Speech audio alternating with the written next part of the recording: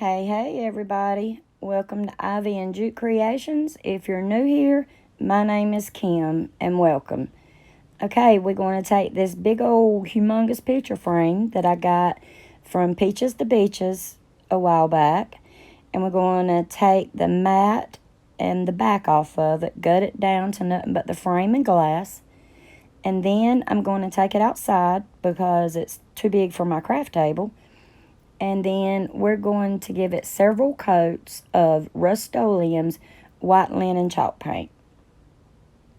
And I know y'all see me using paper here on top of my glass so I don't get paint on it. And I was totally not even thinking about I could get it with a razor blade afterward. But here's the third coat going on, and it's getting brighter and brighter white. Now we're going to take this transfer, y'all. I cannot say the name of it to save my life, but this is an IOD transfer. And y'all see here how I got it positioned and all the empty space that's going to be around the transfer. And so I challenged myself to cut it up like I see everyone else doing. And I was scared to do it, but we done it. And here I'm laying down my first piece. And I basically lay me a piece of painter's tape down and then pull the white piece of paper back and then start rubbing.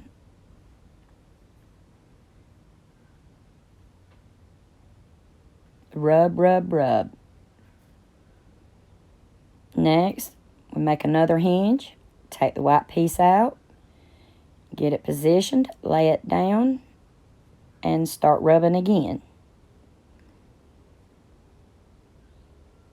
Y'all, this sign gave me a workout with all the rub-on transfers. Oh my gracious, I didn't think I was going to be able to make it through it without having to go lay down with my old back and my arms. Wasn't used to all this kind of work. Now here we are, making a hinge. We're pulling the paper out. Layer down. And begin rubbing. And if you'll see right there that letter O off to itself, it actually connects to another piece. And these things is pretty easy to line up, y'all. And even if you get it just a smidge off, you really can't tell. And here's where I connected them together, and it made the word of, O-F.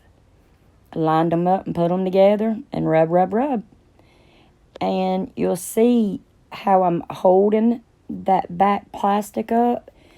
They call it riding the wave. So if you're having a hard time getting your transfers to transfer, then try to hold your plastic up and rub right there on that angle where you're holding the plastic up. And that normally makes it a lot easier.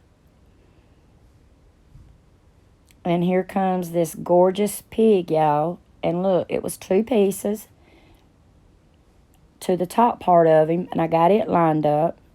Now here comes the piece to the bottom of the pig.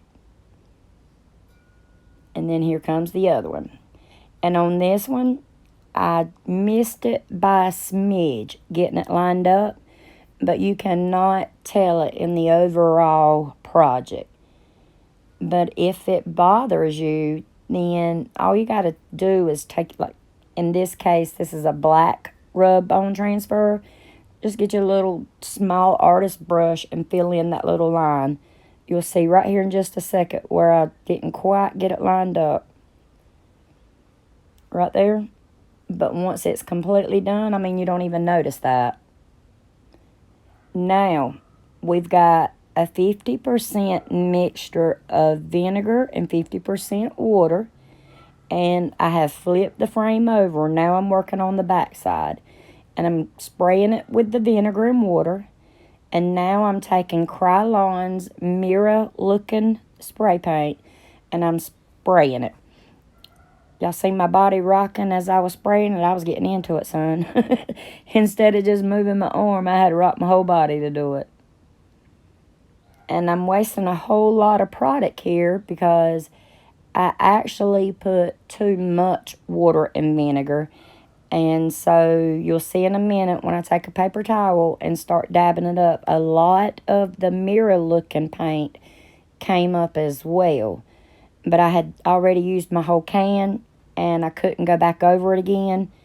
And so I just had to roll with it, y'all. And here we are. Now we're dabbing. And the idea of it is that the paint does not stick to that water and vinegar. And so then it makes it look like it's an old mirror that's chipping away through the years. And you just pat, pat, pat.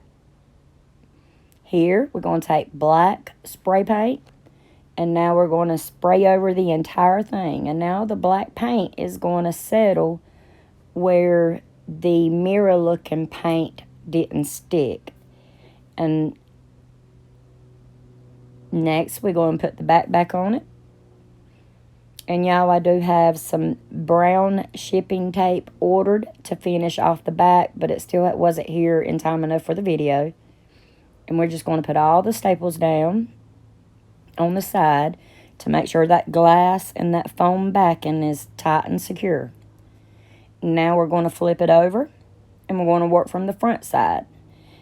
And I'm taking Debbie's DIY clear wax and I'm going over the entire frame, rubbing it in, buffing it in, and then taking a shop towel and wiping off the excess. Now we're going to take Debbie's DIY dark wax and we're going to go over the clear wax. And you can't tell it in the video, but you'll see it in the final photos that this frame has like little details on the outside of the frame and right there on the inside of the frame. And that's what I'm trying to do, is get this black or dark wax settled down into those little details. Then we're going to take a shop towel, and we're going to wipe back the excess. And we're just going to do that same process all the way around the frame. Putting the dark wax on, getting it down into those little details, and taking a shop towel and wiping back the excess.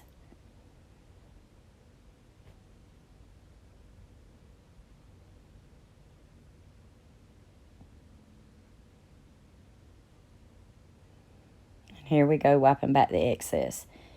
And here I'm looking at it and I'm thinking it's getting like it got too dark on me. Even though I laid down the clear wax first, it still seemed like it got too dark in the middle of the frame. But here I'm still adding another layer of dark wax down in those details because I want those details to really pop with black. Alright, now here's where I was talking about I thought it was getting too dark. See, I'm using the clear wax now. And they say the clear wax is like an eraser. So I'm rubbing it across the frame, and then I'll take my wax brush and I'm dabbing off the dark wax that transferred to my brush on that raggedy towel that you see there in the middle. And then I just keep adding clear wax, and sure enough, y'all, it was like an eraser. It toned the darkness down a little bit. And then here we are working on the next side, trying to get that dark wax all down in them details. Buffing it in with our brush.